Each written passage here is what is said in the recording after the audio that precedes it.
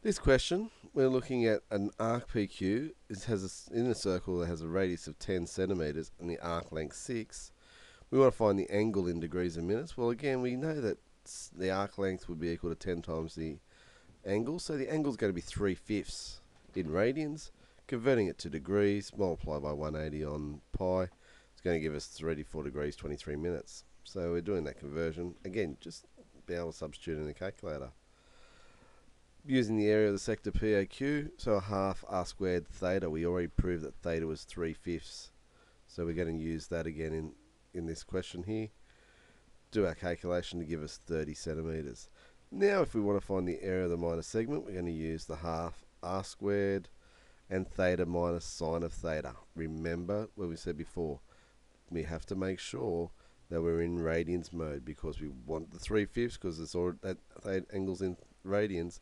We want to take sine of an angle in radians, so our calculator needs to be in radians mode. If it's in degrees mode, you'll find that you'll get a very different answer that we got here.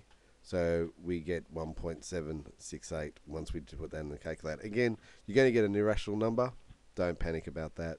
Get it to a certain number of decimal places as you would find.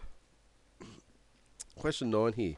We've got a right angle triangle. So keep in mind this is a right angle triangle and that's at B. So we've got AB is equal to BC, both equal to 6, so it's right angled and isosceles. And CAB is pi on 4, so that would make that angle pi on 4 as well.